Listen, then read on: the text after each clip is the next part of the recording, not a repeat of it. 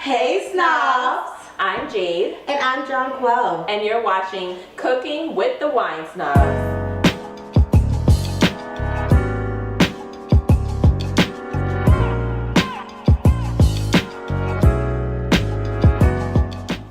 So, for those of you who are unfamiliar with our channel, what we basically do is we make quick dishes in 30 minutes or less that are wine infused or go really well with a specific type of wine. And today, the wine we're going to be using is a Cabernet Sauvignon to make our barbecue beef strips with the Cabernet Sauvignon sauce. Hey! So, the reason why we chose this beautiful cab by Raymond, which is a part of the R collection, is because it boasts fruitful flavors like dark cherry, spices like white pepper, and even cocoa like my girl over here. Hey! So, definitely 2016 R collection by Raymond. Great choice to make this specialized barbecue sauce. So, let's get snobby! Hey! So the first thing we're going to do is you're going to cut your meat into strips. Now the first part of the recipe is a 16-ounce lean steak. You basically cut it into strips, and ours is already into strips because we was what? Tell them. Prepared! So the first thing you want to do is you want to season your meats. We're going to be using the basic seasoning, just some salt and some pepper, about 1/4 teaspoon.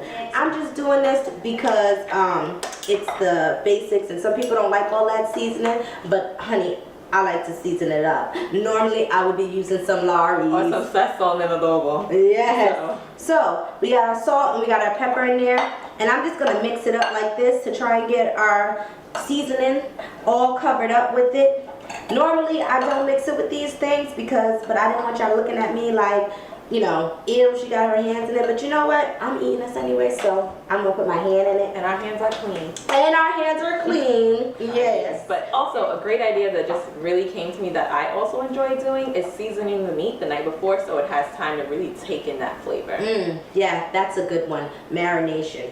So, now that we got our meat all seasoned, we are going to head over to the stove and get ready to put this on, so follow us over there.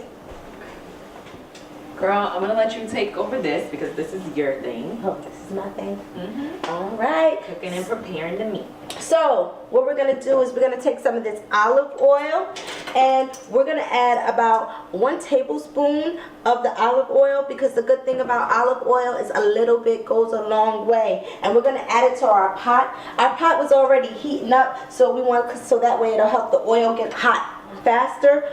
You do not want to put meat in a pot of cold or lukewarm oil. It will not cook properly. Have you ever had rubbery meat before? Like the meat was chewy, gummy kind of. Yeah, that chewy, gummy kind of meat. That's what it means, because the oil or whatever it was cooked in was not heated up the right way and the meat didn't properly cook thoroughly. And it only takes about 2-3 minutes. Normally what I like to do just to check my oil is I like to take a little water. She lives on the edge. And did y'all hear that? Woo! Did y'all hear that? That means my oil is hot. Yes. But if you want to avoid getting burnt, what you could do is just drop a little bit of sugar in the pan in the beginning, and when it turns brown, you'll also know that your oil is ready. I don't know what that is about, but you just boom, water, and you get it. So now we're gonna add our meat to the fire. Now guys, you just want to cook this meat until it is brown, until you see no more red. Like right now, there's a bunch of pink and red in it. We don't want that. So folks, what you're going to do is you're going to cook your meat. You're going to cook your meat fully through. You want no pink showing. I know some people may like their meat rare or medium rare, and because it's more juicy, but being that we're going to be infusing that wine with it, you don't need it.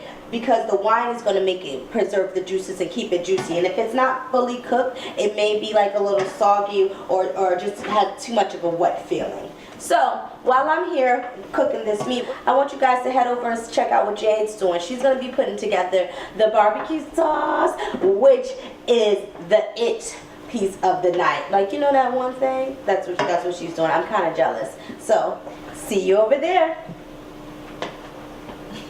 What's up, snobs? So I have the luxury of creating this wonderful barbecue sauce using the Cabernet Sauvignon that we have by Raymond from the R collection. So I'm really excited to do this. Are you ready? Here we go. So first we have 1 3/4 cup of a chunky tomato sauce of choice. Then you want to take the time out to include 2 tablespoons of brown sugar, 1 cup of chopped onions.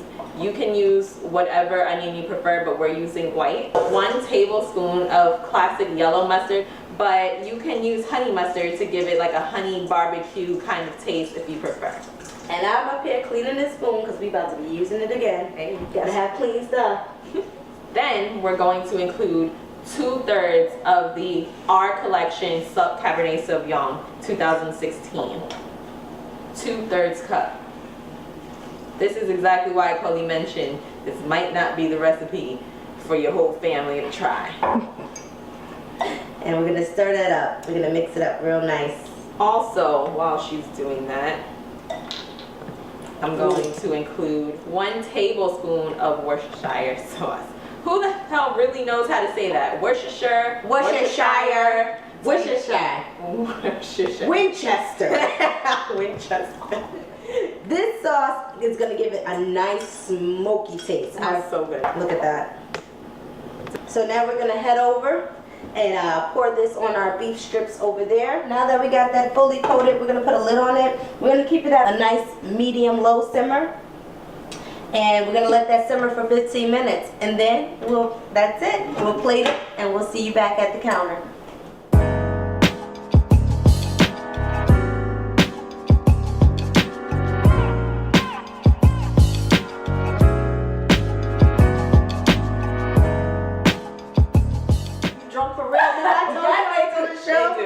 But sorry guys, we get sidetracked often. You'll learn that about us. However, so we have our meat simmering on the stove. The overall meal will take between 15 to 30 minutes, depending between chopping and preparation and things of that nature. You can absolutely tie it into 30 minutes, but no more than that. So there you have it, our complete look. It look better than an Instagram plate. And there we are. Cheers to that. Quick, easy.